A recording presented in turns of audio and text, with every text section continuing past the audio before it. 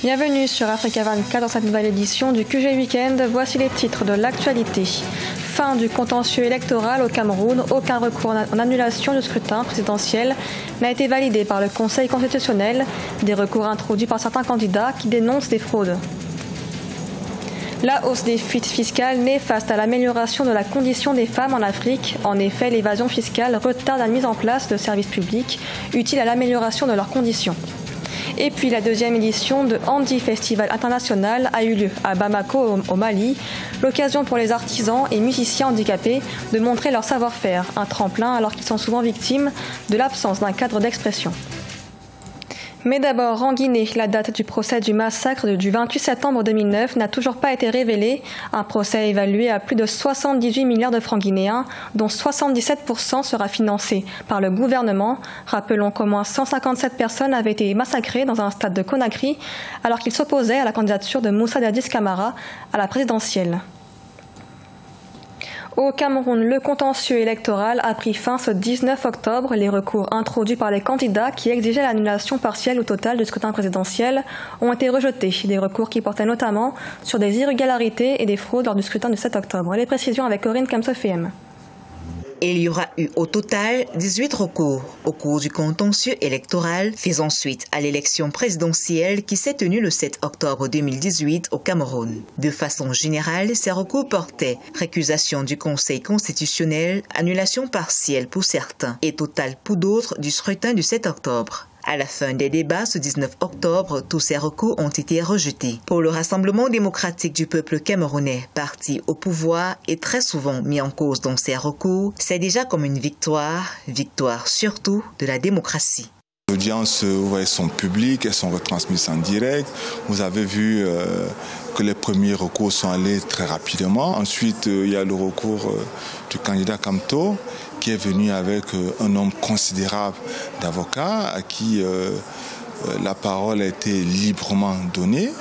Tout le monde s'est exprimé et je pense que le président du Conseil constitutionnel tenait à ce que tout le monde s'exprime pour que les Camerounais soient tous témoins de ce que la parole est distribuée de façon équitable. Du côté des requérants, c'est plutôt la déception. Après de longues heures de débat, les recours introduits par le professeur Maurice Kamto du Mouvement pour la Renaissance du Cameroun ou encore Joshua Ossi du Social Democratic Front n'ont pas suffi à convaincre les 11 membres du Conseil constitutionnel d'irrégularités durant la campagne électorale, de fraude pendant le scrutin ou même encore de non-conformité des procès-verbaux qui vont servir de base pour la proclamation des résultats de cette élection. Dès lors que le Conseil avait rejeté la demande de récusation, eh bien, on était en droit de s'inquiéter de son impartialité.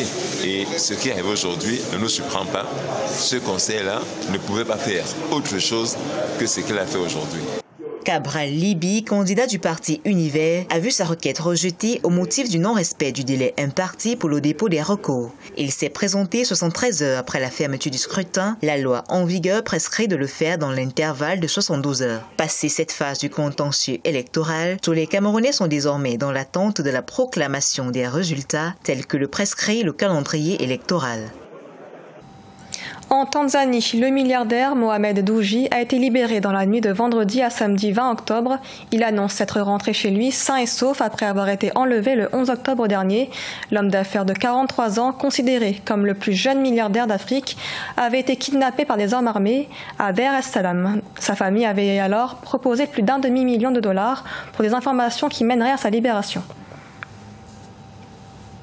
Les femmes en Afrique victimes de la hausse des fuites fiscales, l'évasion fiscale ferait perdre des dizaines de milliards de dollars aux gouvernements africains, une somme qui devrait financer des services publics utiles à l'amélioration de la condition des femmes.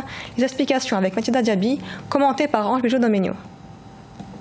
Selon de récentes études, les fuites fiscales font perdre plus de 10 milliards de dollars aux gouvernements africains. Ces derniers se retrouvent donc dans l'incapacité de financer les services publics nécessaires à leur développement économique et social et qui amélioreraient la condition des femmes. Ce sont elles qui souffrent le plus de l'injustice fiscale.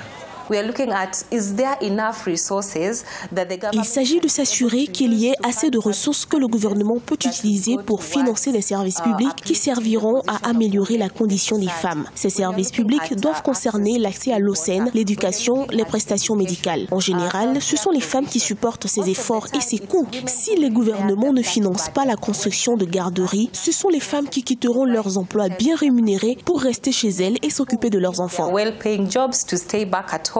Outre le montant des recettes fiscales perçues, les femmes souffrent également du type d'impôt privilégié par les gouvernements africains. Il s'agit d'un impôt dégressif. Améliorer la condition des femmes en Afrique passe inévitablement par le rétablissement de la justice fiscale.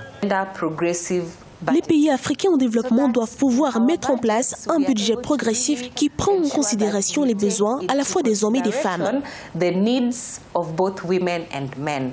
Selon les estimations, 60% des fuites fiscales sont dues à l'évasion et à la fraude fiscale perpétuées par les entreprises multinationales qui se servent de boucles juridiques pour minimiser leurs impôts. La Côte d'Ivoire met en place des séances gratuites de dépistage du cancer du sein, une campagne dans le cadre de la journée de lutte contre le cancer du sein le 19 octobre, un moyen de lutter contre la maladie, premier type de cancer chez la femme. On dénombre chaque année 2248 nouveaux cas dans le pays. Reportage de notre correspondant Oliva Jacotan. La Côte d'Ivoire veut intensifier la lutte contre le cancer du sein par des séances massives de dépistage gratuits. En effet, cette maladie occasionne chaque année 54% des décès dans le pays. Nous sommes ici à une des séances de dépistage gratuit du tueur silencieux. Et la plupart des patientes sont à leur première consultation. Je suis venue faire mon dépistage parce que j'ai entendu parler du cancer qui tue vraiment beaucoup de femmes dans ce monde. Le résultat, par la grâce de Dieu, et je lui dis vraiment merci, je n'ai rien, tout est négatif. Par patiente, le traitement médicamenteux du cancer du sein dans le pays peut coûter jusqu'à 3 millions de francs CFA par mois. Un traitement désormais pris en charge par l'État. Malgré cette avancée, la méconnaissance du fléau reste néanmoins une menace pour la population féminine, car la Côte d'Ivoire enregistre chaque année environ 3 000 nouveaux cas de cancer du sein et souvent 60 à 70% de ces cas sont tardifs. Ce que je peux dire, c'est recommander à toutes les femmes de faire leur auto-examen du sein régulièrement, et si elles constatent un changement, qu'elles viennent directement consulter au service de cancérologie où on pourra faire une meilleure prise en charge. En rappel, le 19 octobre de chaque année est dédié à la lutte contre le cancer du sein, une pathologie qui est la première cause de mortalité par cancer dans les pays en voie de développement selon l'Organisation mondiale de la santé. Les artisans, plasticiens ou encore les musiciens venus du Mali, du Burkina Faso et du Sénégal étaient réunis à l'occasion de la 2e édition de Handi Festival International, un événement qui a eu lieu à Bamako au Mali. Le festival permet aux personnes handicapées de démontrer leur savoir-faire. Reportage de notre correspondant Mokhtar Bari. Des nombreux festivals qui sont organisés au Mali, rares sont ceux qui offrent des espaces d'expression aux personnes vivant avec un handicap. L'ensemble national artistique et culturel des personnes handicapées du Mali veut corriger ce manquement en initiant le Handi Festival International qui s'est déroulé du 16 au 18 octobre 2018. Plusieurs artisans, plasticiens, musiciens et autres enseignants se sont retrouvés sur les berges du fleuve Niger pour dévoiler leurs créations. Il y a beaucoup d'artisans handicapés au Mali mais qui ne sont pas connus. Il y a les artistes, chanteurs, guitaristes qui ne sont pas connus. C'est avec le festival là que le public va voir. Ils sont venus des régions du Mali, mais aussi du Burkina Faso et du Sénégal. Ce festival est aussi un tremplin pour un partage d'expériences avec des associations sœurs. On est très contents et puis vraiment on aimerait bien ça continue quoi, tu vois. Ça permet les gens, on se connaît, il y a nos parents, il y a des amis qui viennent de Burkina, du Cap-Vert, partout quoi, tu vois. Avec ce festival, c'est un cadre idéal pour les personnes vivant avec un handicap de se promouvoir, de montrer aux yeux du monde de quoi ils sont capables artistiquement. Par ce festival, les associations de personnes handicapées veulent aussi passer un message sur les nombreuses discriminations dont elles sont souvent victimes. Elles appellent les décideurs à s'intéresser davantage à leurs diverses initiatives. Ce journal a été réalisé par l'ensemble de la rédaction. Merci de l'avoir suivi. Dans un instant, retrouvez une nouvelle édition de l'information sur Africa 24.